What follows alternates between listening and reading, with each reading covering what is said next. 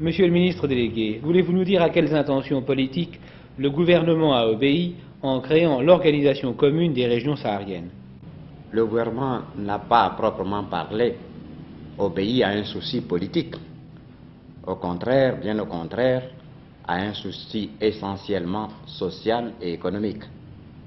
En effet, nous voulons, par l'exploitation rationnelle des immenses richesses que recèle le Sahara, assurer d'abord aux populations sahariennes, aux populations des régions limitrophes, l'élévation du niveau de vie et la promotion sociale.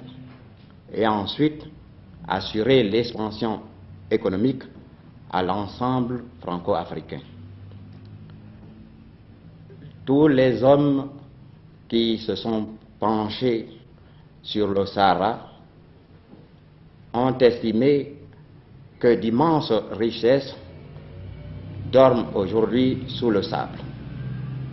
Richesses minières, richesses pétrolières.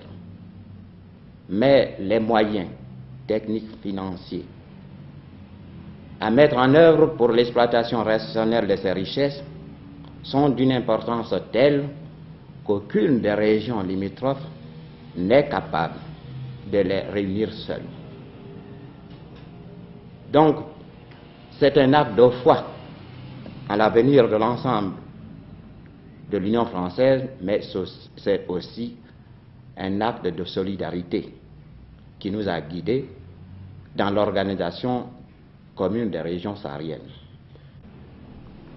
Quelles sont les attributions de l'OCRS? L'organisation commune des régions sahariennes doit d'abord faire l'inventaire des résultats déjà acquis. Ensuite, établir les programmes des ensembles industriels, miniers, hydrauliques.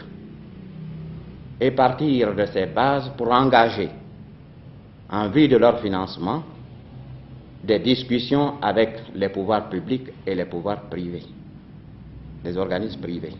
Les populations locales seront-elles associées au fonctionnement de l'organisation commune? On ne peut assurer le bonheur des peuples sans le concours actif de ces peuples à la recherche de ce bonheur. Aussi, nous avons estimé indispensable l'association des populations sahariennes à l'organisation de la région commune du Sahara. En effet, la haute commission, qui jouerait un rôle capital dans notre organisation, sera composée, comme vous le savez, par moitié de représentants des organisations métropolitaines et par moitié des représentants des régions sahariennes.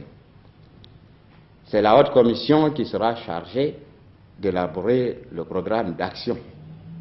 Donc, non seulement les représentants des populations sahariennes seront associés à l'établissement des programmes, mais participeront de façon active à la répartition des richesses. Précisément, Monsieur le ministre, que peut-on attendre dans les prochaines années de la mise en valeur du Sahara? Nous attendons beaucoup de la mise en valeur rationnelle des régions sahariennes. Mais je voudrais vous dire, ou plutôt recommander à tous, la prudence. Le Sahara, en effet, regorge de beaucoup de richesses. Mais pour le moment, pour l'instant, ce sont des richesses mortes. Il nous faut des moyens financiers, des concours techniques, du travail. Néanmoins, nous sommes en droit de dire que le Sahara, rationnellement exploité, peut constituer des sources immenses de richesses, non seulement pour les habitants du Sahara, pour les populations riveraines, mais également pour l'ensemble de l'Union française. Ce qu'il faut retenir surtout, c'est la source de pétrole, la source énergétique, si capitale à l'indépendance politique de la France et partant de l'ensemble franco-africain.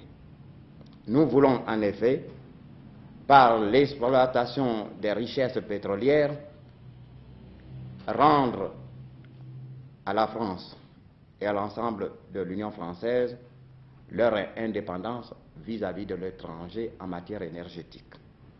C'est un facteur très important dont il faut tenir compte quand on songe à la mise en valeur des régions sahariennes.